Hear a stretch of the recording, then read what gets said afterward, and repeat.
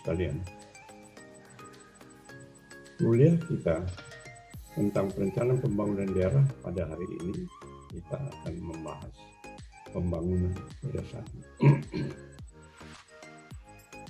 Kawasan pedesaan adalah suatu wilayah yang mempunyai kegiatan utama pertanian, termasuk pengelolaan sumber daya alam. Fungsi kawasan yaitu sebagai tempat pemukiman pedesaan, pelayanan dasar pemerintahan, pelayanan sosial, dan kegiatan ekonomi.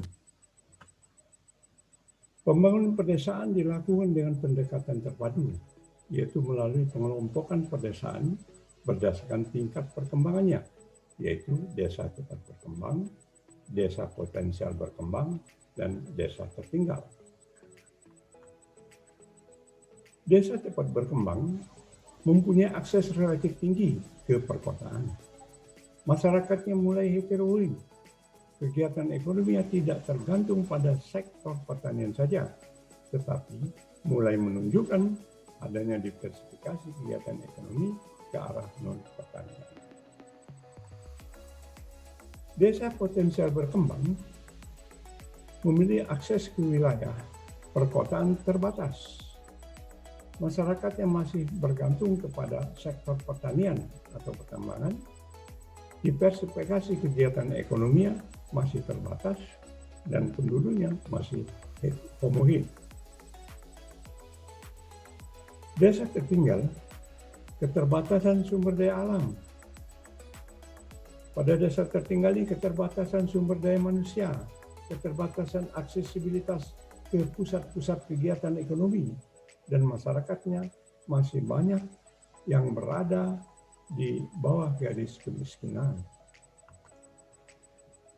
Untuk mengurangi kesenjangan pertumbuhan dan perkembangan antara kota dan pedesaan, maka dikembangkan pendekatan pembangunan wilayah terpilih pusat pengembangan antar desa atau dikenal dengan KTP2D. KTP2D adalah penyediaan prasarana dasar pedesaan seperti air bersih, persampahan, sanitasi di desa-desa yang cepat berkembang, dan program pembangunan perumahan dan lingkungan desa terpadu P2LDT.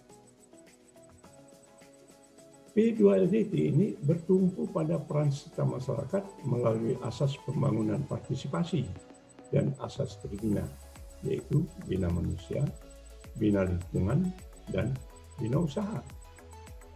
Pendekatan tersebut wujudnya adalah pada penyediaan prasarana dan sarana dasar pedesaan yang bertumpu kepada konsep dari masyarakat, oleh masyarakat, dan untuk masyarakat.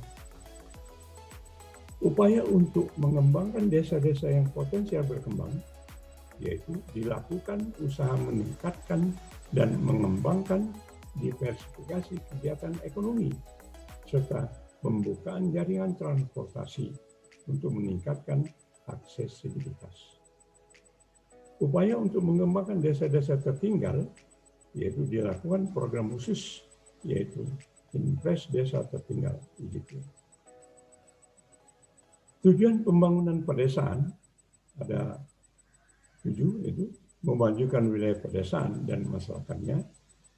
2, mendukung swasembada pangan. 3, meningkatkan produksi bahan pangan. 4, penyediaan prasarana dan sarana desa kepada masyarakat. 5, penyediaan bahan baku industri. 6, meningkatkan peran serta masyarakat dalam pengembangan wilayah pedesaan. Dan yang 7, mengembangkan hubungan wilayah pedesaan dan wilayah perkotaan yang saling menunjang dan saling menguntungkan. Sasaran pembangunan pedesaan yaitu 1, tercapainya kondisi ekonomi rakyat di pedesaan yang kuat, mampu tumbuh secara mandiri dan berkelanjutan. 3, tercapainya keterkaitan perekonomian di pedesaan dan perkotaan. 4, terwujudnya masyarakat pedesaan yang sejahtera. Dan yang kelima, teratasinya masalah kemiskinan di pedesaan. Sedangkan kebijakan pembangunan pedesaan itu 1, meningkatkan kualitas tenaga kerja di pedesaan, meningkatkan kemampuan produksi masyarakat, mengembangkan prasarana dan sarana di pedesaan, melembagakan pendekatan pengembangan wilayah terpadu, dan yang kelima, memperkuat lembaga pemerintahan dan lembaga kemasyarakatan desa. Program pembangunan pedesaan ada 6. Yang pertama itu pengembangan pendidikan dan keterampilan masyarakat. 2. Peningkatan kesehatan masyarakat. 3. Peningkatan teknologi pedesaan. 4. Peningkatan peran serta masyarakat. 5. Peningkatan sarana dan prasarana pedesaan. Dan yang keenam, pemantapan kelembagaan pedesaan. Kita lihat satu persatu. Pembangunan pendidikan dan keterampilan masyarakat. Program ini yang dilaksanakan dengan pelaksanaan program wajib belajar 9 tahun dan pemberantasan buta huruf melalui pelaksanaan kelompok belajar paket A dan B. B. Pembangunan keterampilan masyarakat sehingga mampu memasuki pasar kerja yang ada di desa maupun di kota. C. Penyediaan tenaga penyuluh pembimbing lapangan baik unsur pemerintah maupun non-pemerintah itu dalam bidang produksi, bidang pengolahan dan pemasaran barang dan jasa seperti pertanian, kehutanan, pertambangan, industri kecil, perdagangan, pariwisata, dan sebagainya. D. Pengembangan program pendidikan dan keterampilan bagi usaha ekonomi setempat yang berorientasi pasar. E. Penyuluhan peningkatan keserasian lingkungan hidup di desa. Dalam program ini, perhatian khusus diberikan kepada anak usia didik, remaja, serta pemuda putus sekolah, terutama di desa-desa tertinggal. Program yang kedua, peningkatan kesehatan masyarakat.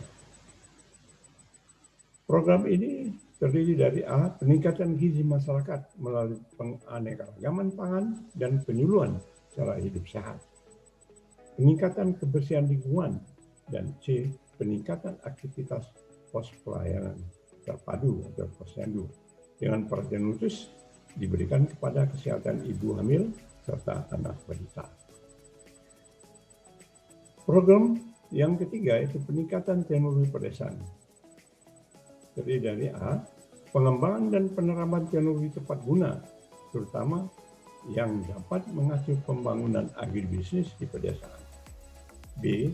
Pengembangan dan pemutakhiran pola usaha tani secara terpadu. Dan C. Pengembangan serta penggunaan teknologi lingkungan, khususnya dalam air bersih, sanitasi, dan lingkungan permukiman.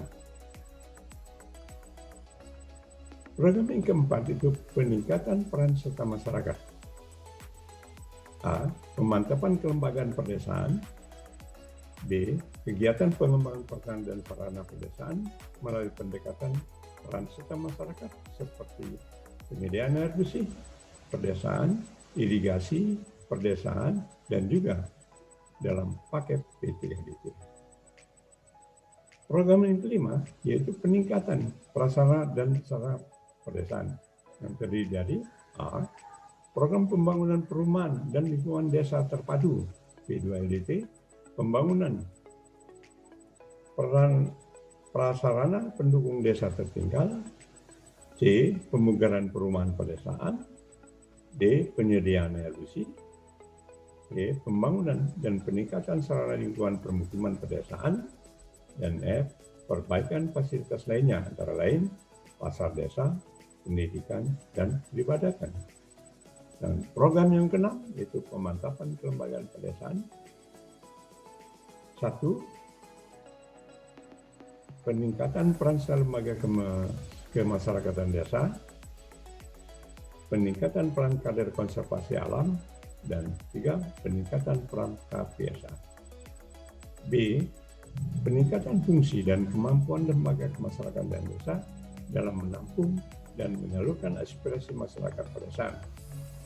C. Pembinaan kelompok wanita di pedesaan dilaksanakan terutama melalui pembinaan PKK, peranan wanita, anak dan remaja, dan pemuda. Terima kasih atas perhatiannya. Wassalamualaikum warahmatullahi wabarakatuh.